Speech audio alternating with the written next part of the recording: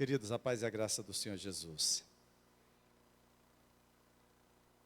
Vocês vendo o Isaac aqui, com essa desenvoltura, e falando, de confiança em Deus. Isaac, no período da pandemia, teve Covid, teve internado no São José, passou uma provação muito grande, foi lá para como era o nome daquele aparelho que você foi? Não foi entubado, foi só no elmo, pronto, ficou no elmo. E como o Isaac, ele é diabético, então a preocupação foi maior ainda, Foi um período de grande luta, muita oração. Graças a Deus, depois de quantos dias, Isaac? 11 dias internado, Isaac saiu. Mas vendo assim o Isaac, fazendo a leitura aqui, vocês não sabem, mas o Isaac só tem 20% da vista por conta da diabetes, Ele escreve aqui o texto aqui com letras grandes para fazer a leitura, porque ele não consegue enxergar a letra da Bíblia, Eu estava até dizendo para ele que a próxima vez ele manda o texto, a gente imprime em letras maiores para facilitar. Queridos, todos nós, em alguma área da nossa vida, vamos enfrentar lutas, às vezes em mais de uma área, às vezes as batalhas são grandes em muitas áreas, mas cremos que em Cristo nós somos mais que vencedores. E hoje à noite nós vamos estar falando sobre isso, Hoje nós estamos encerrando a série de estudos no livro de Efésios. E se você perdeu alguma dessas mensagens, você poderá acessá-las através do nosso canal no YouTube. Quero aproveitar e pedir a você que está aqui nessa noite, a você que vai ter acesso através desse vídeo, a inscrever-se no nosso canal, acionar o sininho para ser comunicado de novas postagens, deixar o seu like, faça seus comentários e principalmente, compartilhe essa e outras mensagens para que você assim possa estar edificando vidas para a glória do nome do nosso Deus. Nós escolhemos como título da nossa mensagem de hoje, Nosso Inimigo e Nossa Guerra. Está baseado na carta de Paulo aos Efésios, capítulo 6, versos 10 a 20. Assim eu quero convidar você a acompanhar a leitura dessa perícope. À medida que você encontrar, convido a ficar de pé em reverência à leitura da palavra de Deus. Diz assim o texto sagrado, Efésios, capítulo 6, versos 10 a 20.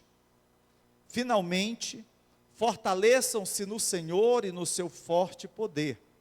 Vistam toda a armadura de Deus, para poderem ficar firmes contra as ciladas do diabo. Pois a nossa luta não é contra pessoas, mas contra os poderes e autoridades, contra os dominadores deste mundo de trevas, contra as forças espirituais do mal nas regiões celestiais. Por isso, vistam toda a armadura de Deus, para que possam resistir no dia mau e permanecer inabaláveis, depois de terem feito tudo.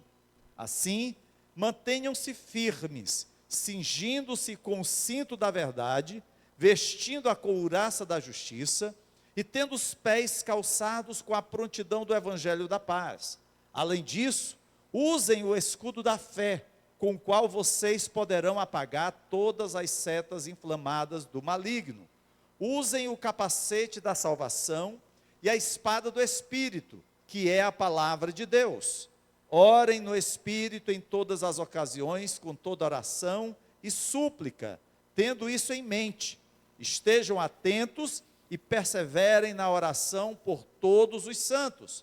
Orem também por mim, para que quando eu falar, seja-me dada a mensagem, a fim de que destemidamente torne conhecido o mistério do Evangelho, pelo qual sou embaixador preso em correntes.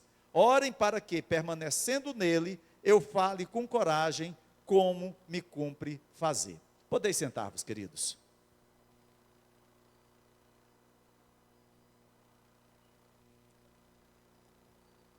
Glória a Deus. Antes de expor esse texto, eu gostaria de fazer 3 observações preliminares que nos apontam a direção do que devemos esperar adequadamente dessa passagem. A primeira observação é que o Antigo Testamento frequentemente retrata Deus como um guerreiro e seus servos como suas tropas que precisam de sua força. Ou seja, essa fala, essa metáfora que Paulo utiliza aqui na carta aos Efésios, ela não é única, ela já foi utilizada no Velho Testamento também. É por isso que lá em Isaías, no capítulo 42, versículo 13, o profeta diz: o Senhor sairá como um homem poderoso, como guerreiro despertará o seu zelo, com forte brado e o grito de guerra triunfará sobre os seus inimigos. Então, Isaías apresenta Deus como um grande general, aquele que vai à frente dos seus exércitos. Lá em Abacuque, capítulo 3, versos 8 e 9, o profeta diz: era com os rios que estavas irado, Senhor? Era contra os riachos o teu furor? Foi contra o mar que a tua fúria transbordou quando cavalgaste com os teus cavalos e com os teus carros vitoriosos? Preparaste o teu arco? Pediste muitas flechas? Aqui, o profeta Abacuque, ele tem a visão de Deus montado no seu cavalo, usando o seu arco e as suas flechas. No Salmo 35, versos 1 a 3, o salmista diz: defende-me, Senhor, dos que me acusam, luta contra os que lutam comigo, toma os escudos, o grande e o pequeno, levanta-te e vem socorrer-me, empunha a lança e o machado de guerra contra os meus perseguidores. É claro que essa é uma linguagem que o salmista está utilizando de uma forma a expressar uma condição humana para Deus, para mostrar que Deus é aquele que traz o livramento diante da dificuldade, diante do problema. No Antigo Testamento, isso é bastante comum, a visão de Deus arregaçando as suas mangas e indo para a guerra contra as forças das trevas e do mal. E da mesma forma, os servos de Deus são chamados para se alistarem nesse grande exército. É por isso que no Salmo 18, verso 39, o salmista declara: deste-me força para o combate, subjugaste os que se rebelaram contra mim. E o salmista então encontra em Deus as forças necessárias para a luta que estava por enfrentar. Assim, o apóstolo Paulo, ele bebe numa fonte que lhe era conhecida. É bom lembrar que Paulo era um estudioso das Escrituras, do Velho Testamento. Mas há uma outra observação que nós precisamos entender antes de mergulharmos em Efésios capítulo 6. Nós não podemos comparar a armadura que é citada por Paulo, tendo como base um soldado romano, tendo como base os itens da armadura que um soldado dos dias de Paulo utilizava, com o armamento moderno. Não podemos comparar essa lista da armadura de Efésios 6 com paralelos contemporâneos, ou seja, a bazuca da retidão, o escudo antimíssil da fé, a bomba atômica do Espírito, o porta-avião do Evangelho da Paz. Nós não podemos fazer isso. Precisamos lembrar que essa metáfora com a armadura de guerra de um soldado da antiguidade é utilizada por Paulo, levando em consideração passagens do Velho Testamento que abordaram isso. Isaías, no capítulo 11, versos 4 e 5, diz: mas com retidão julgará os necessitados, com justiça tomará decisões em favor do pobre, com suas palavras, como se fossem um cajado, ferirá a terra, com o sopro de sua boca matará os ímpios, a retidão será a faixa de seu peito, e a fidelidade o seu cinturão. Então, assim como Isaías faz uso de peças do vestuário, ligando a atitudes, ligando a coisas que são comuns a Deus, do mesmo jeito, Paulo vai fazer aqui também em Efésios. Lá em Isaías 59:17, o profeta diz: usou a justiça como couraça, pôs na cabeça o capacete da salvação, vestiu-se de vingança e envolveu-se no zelo como numa capa. Então vocês podem ver que algumas expressões que Paulo utiliza aqui em Efésios 6, já haviam sido citadas anteriormente pelos profetas, muitos anos antes de Paulo. Paulo pega essas alusões do Antigo Testamento e leva os seus leitores a refletirem a partir dessas metáforas. E isso também nós precisamos fazer, dentro dessa realidade do Antigo e do Novo Testamento. Mas há uma outra observação que nós precisamos fazer, queridos, que é vital ver Efésios capítulo 6, versos 10 a 20, como parte de um longo argumento. Esse argumento se inicia logo nos primeiros versículos do capítulo 4. No capítulo 4, dos versos 1 a 16, Paulo lida com a vida cristã dentro da igreja. É a relação do cristão com os seus relacionamentos na igreja. Do capítulo 4, do verso 17, até o capítulo 5, verso 14, Paulo fala acerca da vida do cristão vivendo numa sociedade pagã. Paulo vai mostrar como é o nosso relacionamento com as pessoas lá fora. No capítulo 5, do versículo 15 até o capítulo 6, versículo 9, ele então retoma a mesma temática que abordara no início do capítulo 4, porque ele vai tratar da vida doméstica do cristão na nova comunidade que é a igreja. E então ele chega agora no capítulo 6, versos 10 a 20. E aqui então Paulo trata da vida cristã em guerra diante de poderes cósmicos do mal, os quais devemos confrontar. A nossa vida, amados, é uma vida de relacionamentos. Paulo está dizendo: olha, vocês vão precisar saber se relacionar com os irmãos da igreja, vocês vão precisar se relacionar com as pessoas lá fora, vocês vão interagir com relações, às vezes até difíceis, dentro de casa, mas também na família cristã, e vocês vão enfrentar lutas espirituais. É isso que o capítulo 4, o capítulo 5 e o capítulo 6 vão estar abordando. E é dentro dessa estrutura que há um chamado para a batalha, um chamado para a preparação, um chamado para permanecer firmes. Hoje, amados, a gente vê as pessoas facilmente se deixando abalar, se abater pelos problemas.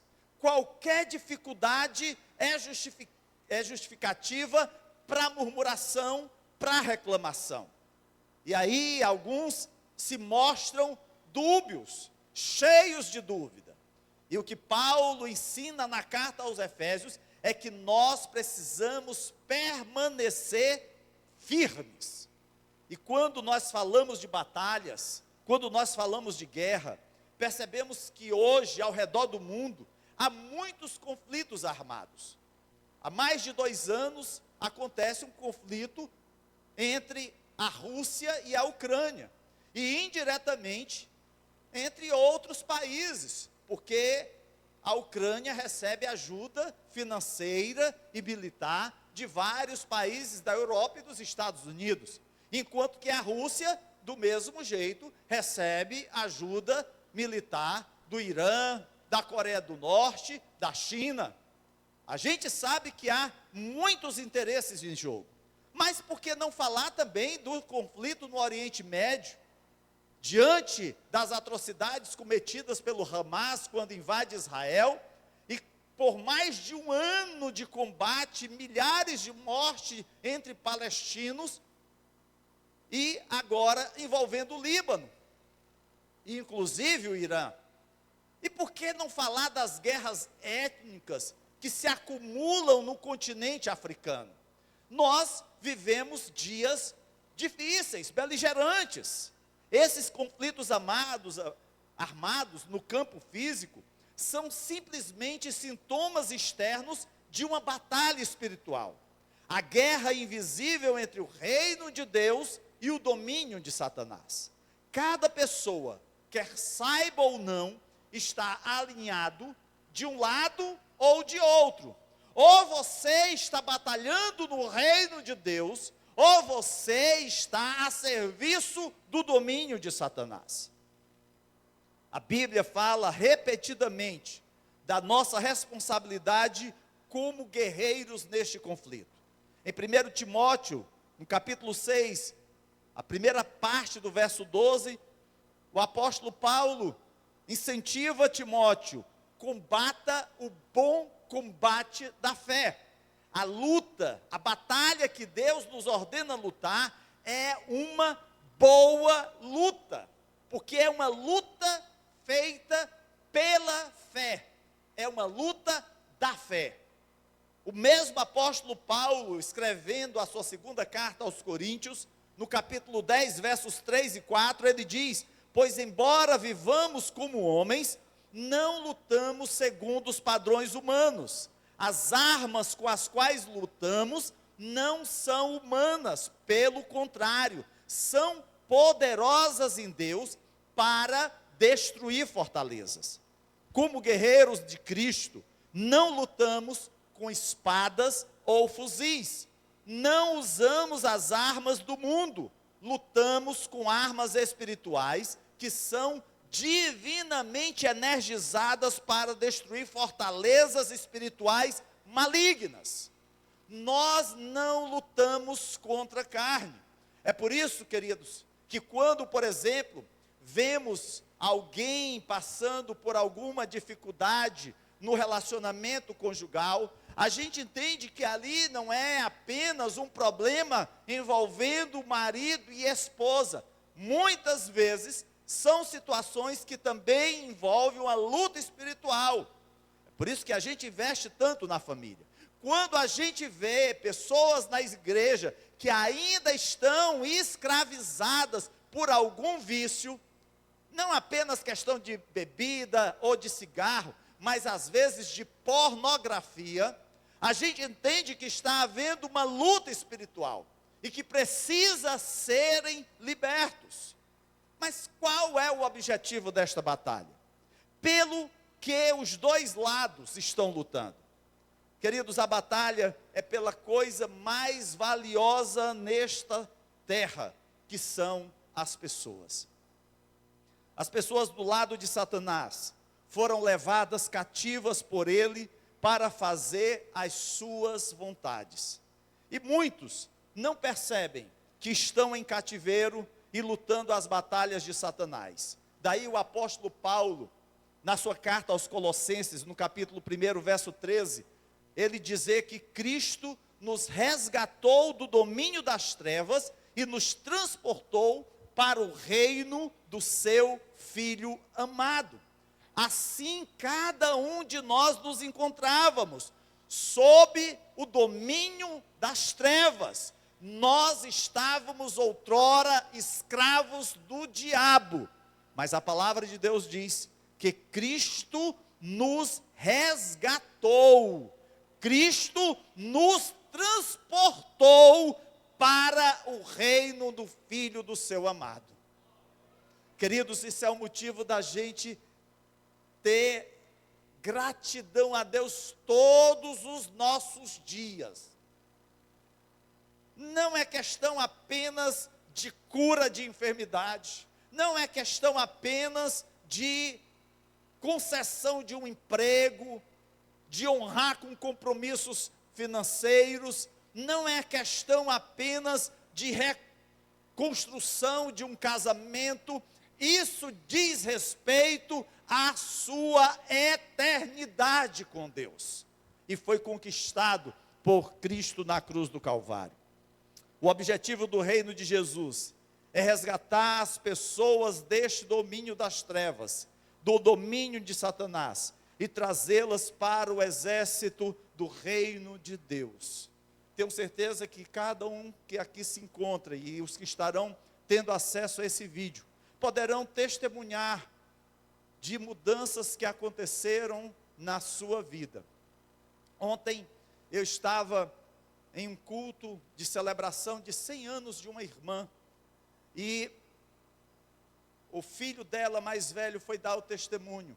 Ele morava num outro estado, e quando resolveu vir aqui para Fortaleza, ele já era crente, e Deus falou ao seu coração que ele queria poder ver vidas da família dele salvas, pelo menos uma pessoa da família dele recebesse a Cristo como Senhor e Salvador. E ele veio com a sua esposa, depois de anos ausente, passaram aqui aproximadamente 20 dias, e quando já estava próximo dele retornar, faltando 1 ou 2 dias, não apenas uma pessoa, mas 7 pessoas da família dele confessaram a Cristo como Senhor e Salvador.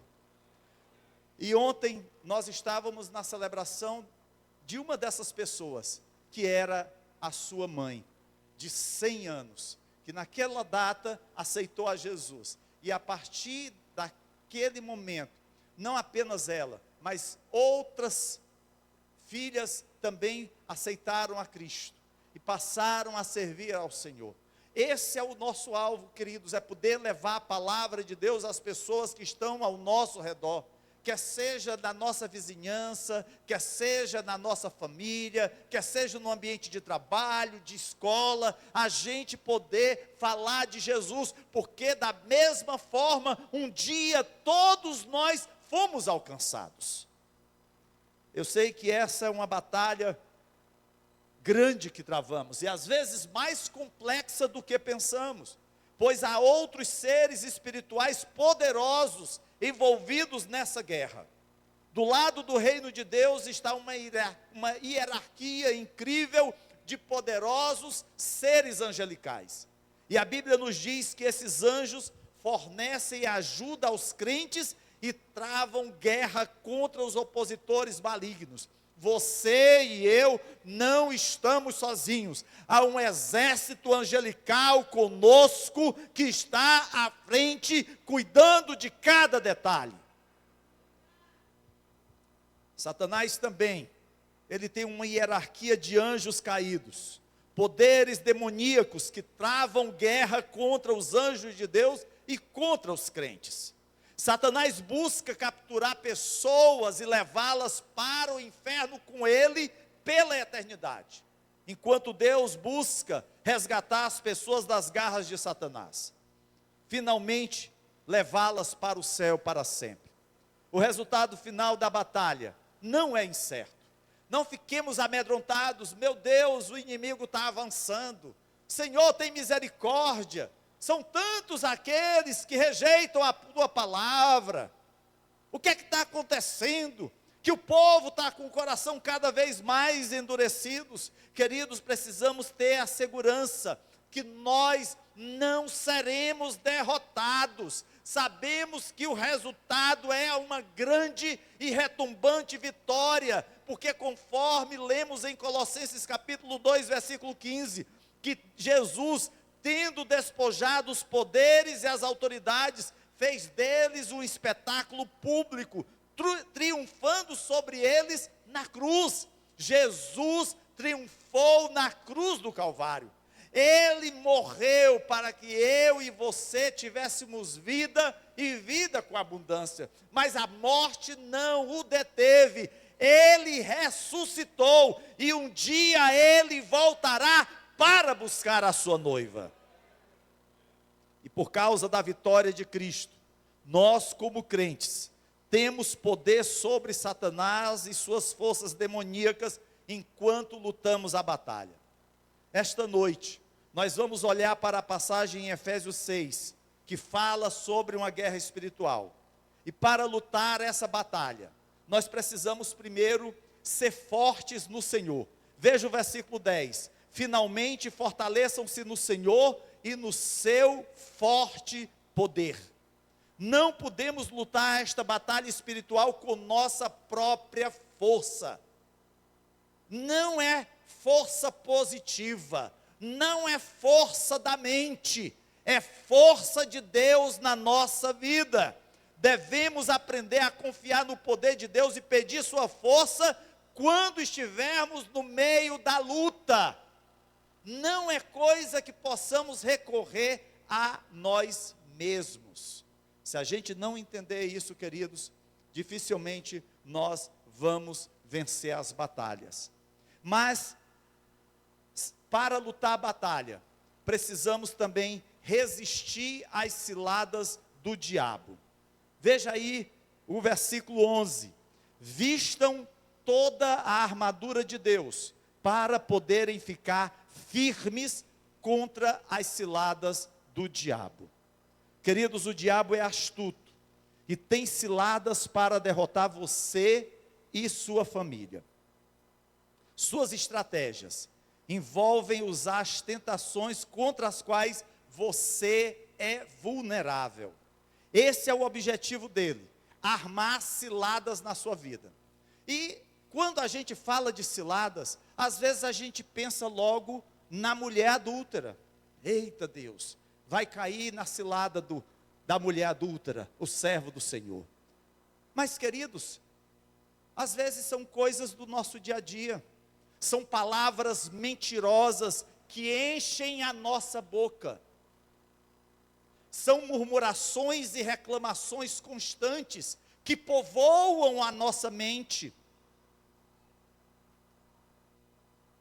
E o diabo, ele sempre vai querer acusar você, sempre vai querer atingir você em áreas que farão você se sentir derrotado. Satanás sabe como intimidá-lo e fazer com que você tenha medo ou preocupação. O diabo tem planos para enganá-lo em áreas onde a sua compreensão da palavra de Deus é fraca. As suas ciladas envolvem criar divisões entre cônjuges no casamento, entre pais e filhos, entre crentes na igreja. Esse é o objetivo dele, dividir o povo de Deus, tirar a unidade da igreja. E infelizmente, há muitos que acabam por aceitar as ciladas do diabo. Precisamos resistir às ciladas do diabo. Mas há uma terceira coisa que nós precisamos fazer para lutar a batalha. Precisamos entender que a nossa luta é contra as forças espirituais do mal. Veja o verso 12. Pois a nossa luta não é contra pessoas, mas contra os poderes e autoridades, contra os dominadores deste mundo de trevas, contra as forças espirituais do mal nas regiões celestiais. E aqui, queridos, esse versículo é muito importante. Muitas vezes achamos que nossos problemas ou lutas na vida são causados por outras pessoas.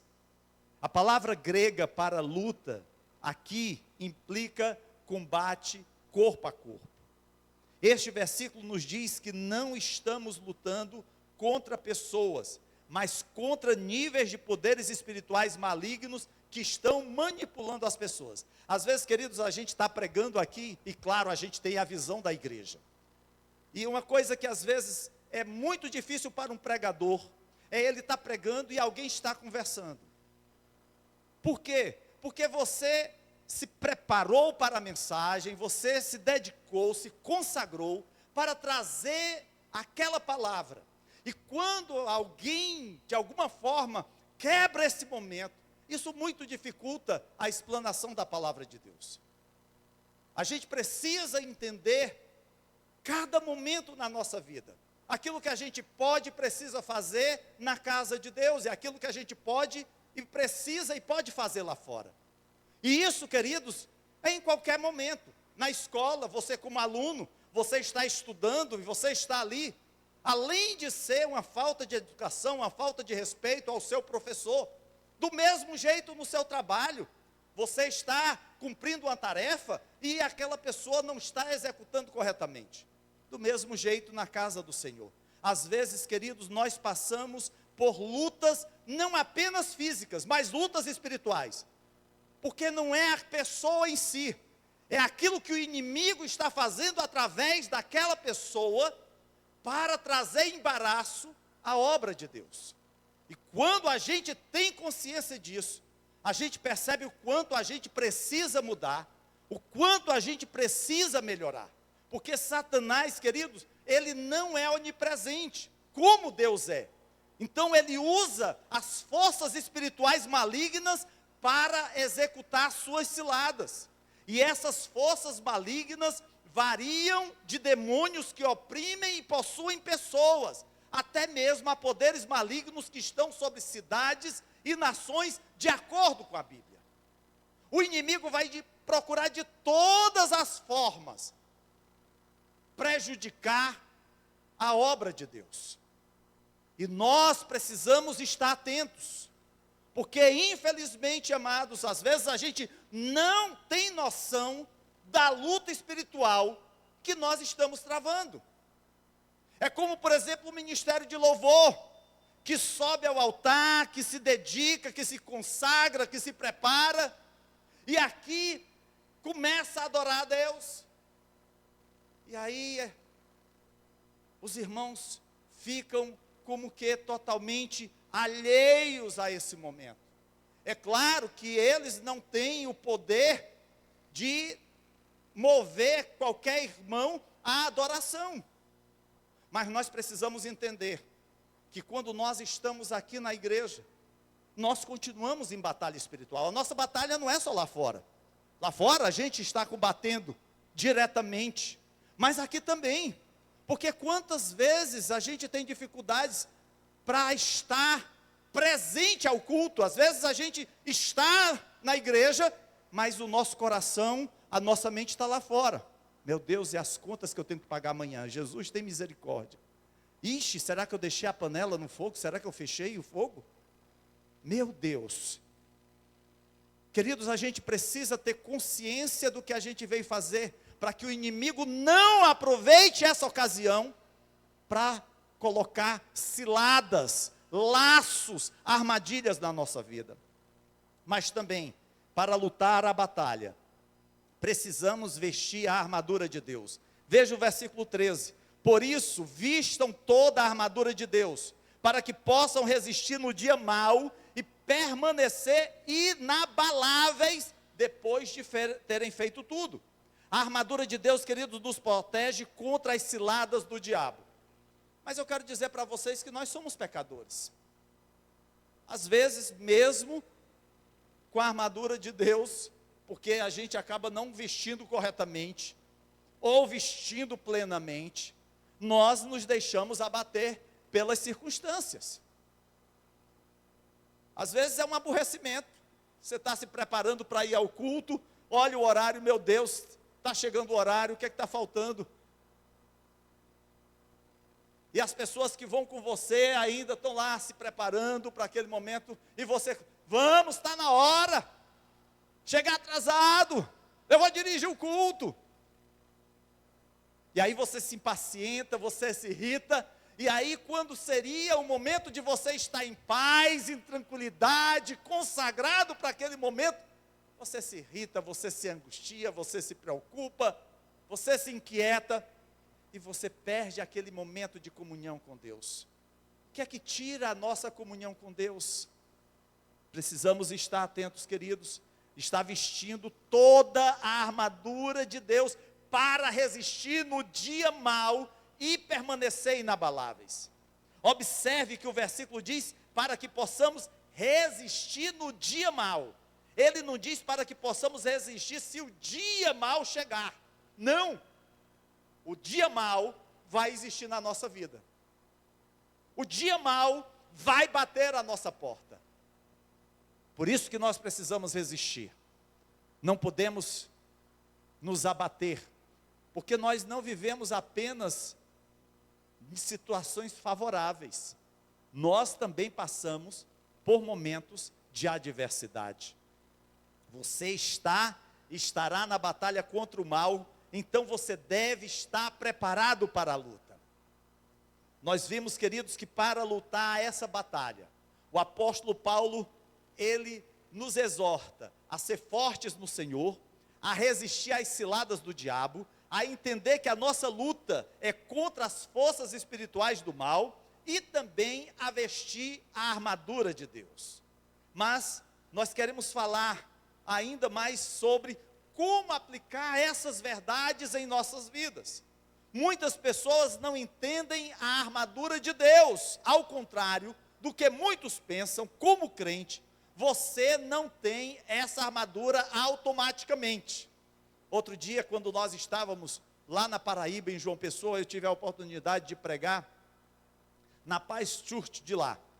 E eu preguei e até disponibilizei para os irmãos essa mensagem com o título Você Não é He-Man. Eu acho que boa parte dos irmãos lembra desse desenho animado, aonde tinha um rapaz, um príncipe de nome Adam, que era um rapaz fraco, sem muita força, tímido. Mas quando acontecia algum problema, ele levantava a sua espada e gritava: eu tenho a força. E de um rapaz frágil, ele se transformava no poderoso He-Man, que vencia todas as lutas e batalhas. Queridos, a armadura de Deus é um processo na nossa vida. Não adianta você dizer assim: ei Deus, me dá a tua armadura, e vai acontecer da noite para o dia. É um processo contínuo que nós devemos buscar diante de Deus. Ao contrário do que muitos pensam, como crente, você não tem essa armadura automaticamente. Quando a palavra de Deus nos ordena a fazer isso, significa que não é automático. E se nós não obedecermos à palavra de Deus, se nós não vivermos corretamente, retamente, piedosamente, as promessas dessa bênção não se cumprirão na nossa vida. Assim, o que é que acontece se não vestirmos a armadura de Deus diariamente? O que vai acontecer é que um dia desses, o diabo ou os seus asseclas vão te atacar e te ferir gravemente, porque você não está com a armadura defensiva. Quando você não está com a sua armadura, o diabo te fere. Isso significa, primeiro, que sem armadura, você vai sucumbir à tentação. A tentação vai vir ao seu encalço, e ao invés de você resistir o diabo, você vai ceder às tentações. Isso pode ser em qualquer área. Segundo, sem armadura, você vai cair em pecado.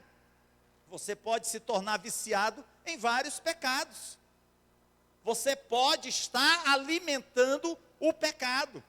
E nós falamos ainda há pouco de imoralidade sexual, mas pode ser também o pecado da gula. Pode ser o pecado de você não ter domínio próprio. Não pode ver uma promoção, um desconto, eita Deus, tenho que aproveitar. Sem armadura você terá dificuldades financeiras, dificuldades no trabalho, problemas de relacionamento, e eu poderia continuar essa lista.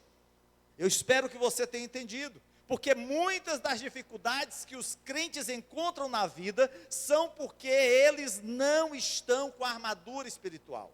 Contudo, é importante esclarecer que somente Jesus fez uso pleno e perfeito dessa armadura. Ele ressuscitou e venceu a batalha.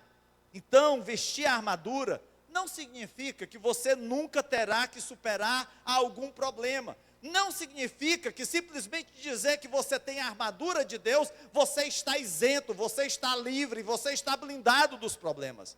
Significa, ao contrário, que você será capaz de resistir ao ataque do inimigo e ter a vitória, porque a vitória é dada por aquele que está contigo. Há dois extremos aos quais as pessoas encaram a batalha contra Satanás. Há um extremo de pensar que ele não é páreo para você, que você vai chutar, que você vai pisar na cabeça de Satanás. A Bíblia nos adverte explicitamente contra tal atitude, de subestimar o inimigo. Nós não podemos subestimar Satanás.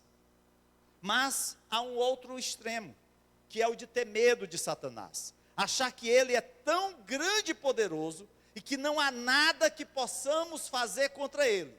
Essa é uma das ciladas de Satanás para fazer você acreditar que ele é igual ou mais forte que Deus. E aí tem muito crente assustado. Meu Deus do céu, e se o diabo ouvir eu pensando isso, ver eu pensando isso, se ele imaginar que eu estou fazendo isso, pronto, estou arrebentado. Satanás, querido, tenta nos fazer pensar que não podemos resistir a ele, mesmo com a ajuda de Deus. Mas quando vestimos a armadura do Senhor, podemos colocá-lo em fuga. Então, o que o Senhor está nos exortando nessa noite é vestir a sua armadura. E para que isso aconteça, nós precisamos tomar duas atitudes. A primeira atitude é conhecer e usar cada peça dessa armadura. Vamos dar aqui uma olhada rápida em cada uma dessas peças que compõem a armadura do soldado de Deus. Veja só, o cinturão da verdade. Na primeira parte do versículo 14 diz: mantenham-se firmes, cingindo-se com o cinto da verdade. Queridos, o cinto para o soldado romano era uma tira de couro que prendia a túnica do soldado e segurava a espada do seu lugar. O cinto da verdade fala de caráter honesto, de integridade na vida do crente, ou seja, aquilo que o crente fala está de acordo com as suas ações. Tem um ditado popular que diz assim: faço o que eu digo, mas não faço o que eu faço. Isso não nos pertence. Aquilo que nós falamos é aquilo que nós vivemos, porque nós falamos e vivemos segundo a vontade de Deus. Colocar o cinto da verdade é despir-se da hipocrisia, do engano, das fake news. Outro dia eu recebi lá no grupo de pastores uma mensagem, dizia assim: eu não sei se é verdade, mas eu estou compartilhando com você. Se você não sabe se é a verdade, então não mande para ninguém. Não multiplique uma coisa que não é verdadeiro. Não fique levando ao conhecimento das pessoas coisas que não edificam. A gente precisa ter esse cuidado. Colocar o cinto da verdade é ter uma verdade constante aplicada à nossa vida. Satanás, queridos, ele tem uma abertura para atacar o seu caráter, e ele vai fazer isso através do engano, através da mentira, através do engodo. Precisamos ter esse cuidado. Há um outro item: couraça da justiça. Efésios capítulo 6, versículo 14, a parte final: vestindo a couraça da justiça. Queridos, a couraça, ela fornecia proteção nessa parte aqui da frente do soldado, do tórax, protegendo o coração, os pulmões, né? Toda essa parte aqui, os órgãos vitais. A couraça da justiça se refere a uma conduta justa, de fazer as coisas que Jesus quer que você faça. O que acontece na maioria das vezes é que a gente faz o que a gente quer fazer, e não aquilo que Deus quer que a gente faça. Ou seja, viver a nossa vida de acordo com a palavra de Deus. O oposto da conduta justa é uma conduta injusta ou pecado. O pecado abre a porta para Satanás atacar você em áreas importantes da sua vida. Se você não estiver com o escudo da justiça, o inimigo vai atacar o seu coração, as suas emoções, os seus sentimentos. Precisamos também estar calçados do evangelho da paz. Veja o versículo 15: e tendo os pés calçados com a prontidão do evangelho da paz. Queridos, os soldados romanos, eles usavam sandálias para que pudessem andar em todo tipo de terreno, na lama, na areia frouxa, num caminho pedregoso. estar calçado é estar firme na paz de Deus, apesar das situações, apesar do terreno que estejamos trilhando. Porque ter paz nos momentos de tranquilidade, nos momentos de abundância, nos períodos de saúde, é bênção. Mas ter a paz de Deus, quando as coisas não estão bem ao nosso lado, quando as dificuldades chegam até nós, aí, queridos, é o quanto a gente precisa ver que o calçado da paz é necessário na nossa vida. Precisamos ter nossos pés firmemente plantados na rocha que é Cristo, pois somente Ele é o nosso alicerce seguro. O apóstolo fala também do escudo da fé, versículo 16, além disso, usem o escudo da fé com o qual vocês poderão apagar todas as setas inflamadas do maligno. O escudo romano, ele era feito de camadas de madeira, bronze e couro de boi, e protegia o corpo do soldado inteiro. Era uma proteção que ia da cabeça até a ponta dos pés. E os romanos, eles criaram uma estratégia militar. Quando eles eram atacados pelas flechas dos inimigos, eles pegavam aqueles escudos, colocavam à sua frente, e outros colocavam um ao lado do outro, e outros colocavam em cima, que era a estratégia da tartaruga, e fechava totalmente, impedindo que as flechas alcançassem os soldados. Queridos, precisamos entender que antes da batalha, nós precisamos estar munidos do escudo da fé.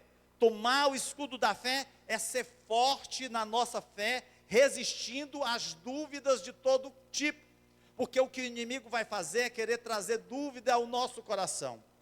Você tem certeza da sua salvação? Você tem certeza que Deus te perdoou?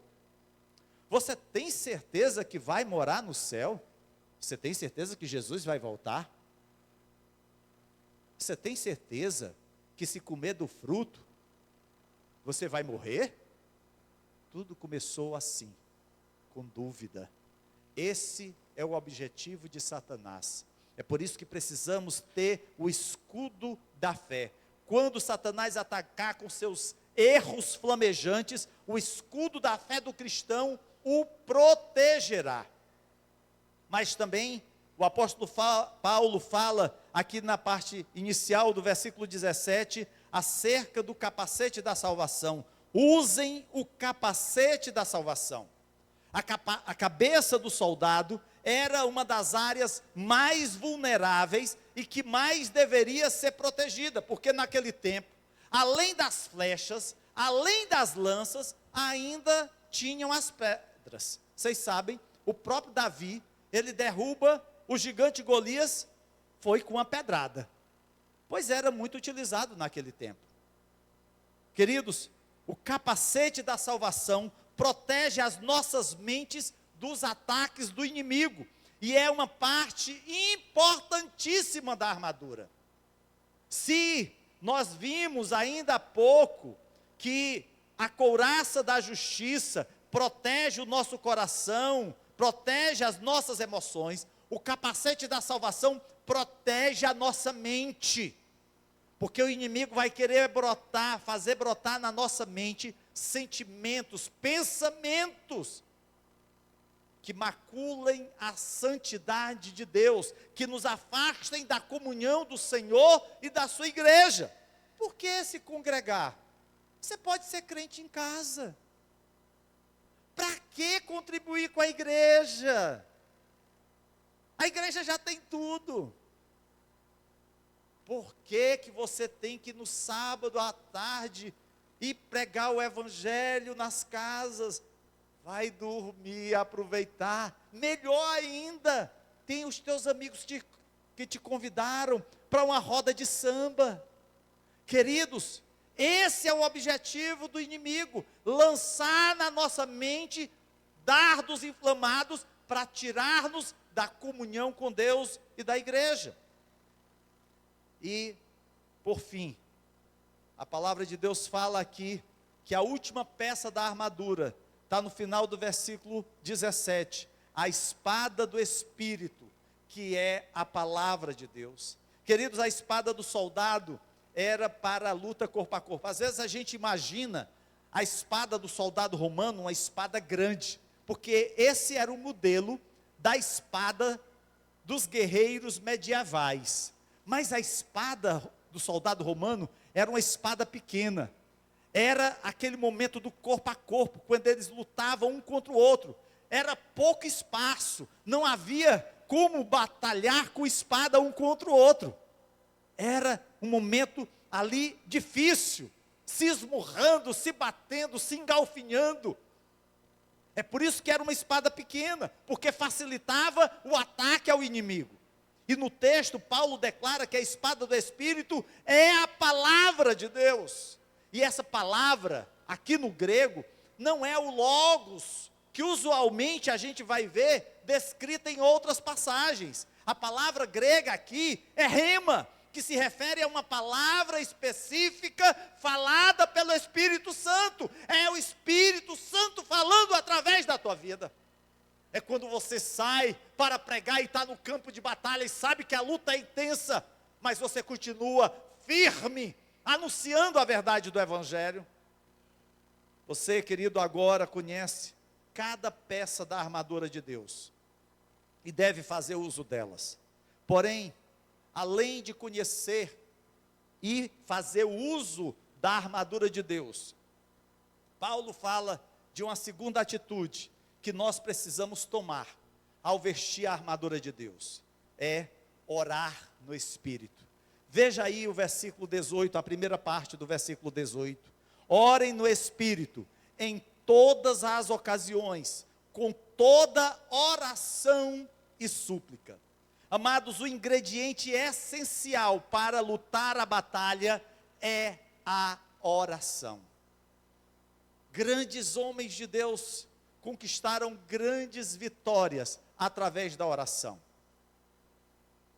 Missionários, homens que fizeram a obra social de orfanatos, homens que foram chamados por Deus para traduzirem a Bíblia aos povos não alcançados, oraram. Hoje nós vivemos um ativismo que rouba o nosso tempo de oração. Hoje a tecnologia nos diverte e tira a nossa atenção da oração. Mas a palavra de Deus nos ordena a orar no Espírito. Devemos orar em todos os momentos, com todos os tipos de oração. Diz aqui, em todas as ocasiões. Oh Senhor, me ajuda, eu estou passando por essa luta, essa enfermidade. Amém. Oh Senhor, eu te louvo, te agradeço pela minha saúde, porque apesar das dificuldades, eu tenho recebido de Ti tantas bênçãos. Foi isso que nós ouvimos aqui o Isaac falar. Queridos, é orar fortalecido e direcionado pelo Espírito. É orar no Espírito, pode significar orar numa língua estranha. Pastor, eu nem fui batizado, quem sabe, se hoje não é ocasião para isso. Ou numa língua conhecida, aonde você vai glorificar a Deus. Mas ore no Espírito em todas as ocasiões, em todos os momentos. Vai para o trabalho, no seu carro, no ônibus, na bicicleta, vai orando a Deus, vai caminhando, vai orando a Deus. Mas você pode perguntar, pastor, mas sobre o que devemos orar? E aí nós vemos aqui, no final do versículo 18, que nós precisamos orar pela igreja. O apóstolo diz assim, tendo isso em mente, estejam atentos e perseverem na oração por todos os santos.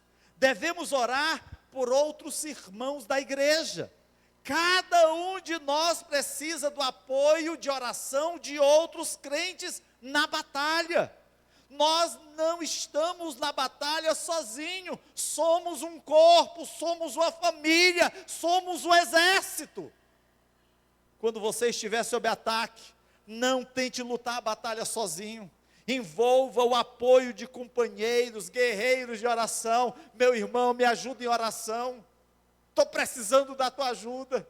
Estou precisando que você interceda pela minha vida. Eu estou passando por uma luta grande, mas eu tenho certeza que se nós estivermos unidos em oração, eu vou ter vitória.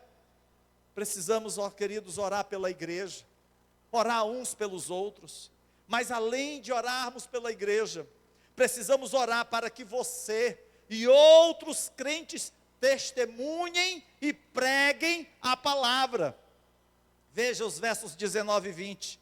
Orem também por mim, disse Paulo, para que quando eu falar, seja-me dada a mensagem, a fim de que destemidamente torne conhecido o mistério do Evangelho, pelo qual sou embaixador preso em correntes.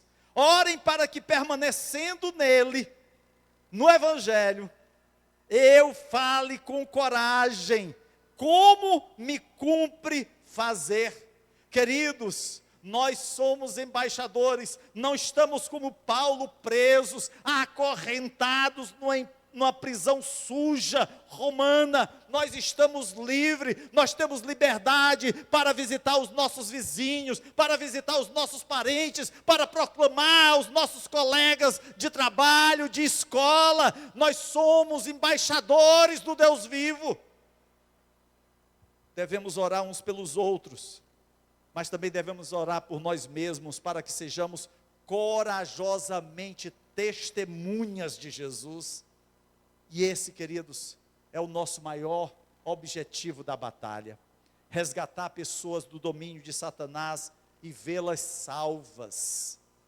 Um dia, alguém orou pela minha vida, colega de trabalho, trabalhávamos juntos, na extinta rede ferroviária federal. Ele era funcionário, eu era um estagiário. E eu tinha muita sede da palavra de Deus. Eu estava lendo o Novo Testamento. E eu ia até ele, porque eu sabia que ele era crente. E fazia-lhe perguntas. E Deus usou aquele jovem para falar de Jesus para a minha vida. E a minha vida mudou radicalmente. Porque ele teve coragem de pregar o Evangelho para mim. Ele não agiu como um agente secreto, mas ele agiu como um embaixador do Deus vivo, como um atalaia do Todo-Poderoso, como um homem de Deus para proclamar o Evangelho para um perdido. E passados aí quase 40 anos, eis que estou eu aqui, trazendo a palavra do Senhor. Talvez cada um possa testemunhar daquilo que Deus operou através da vida de terceiros, para que você hoje estivesse aqui.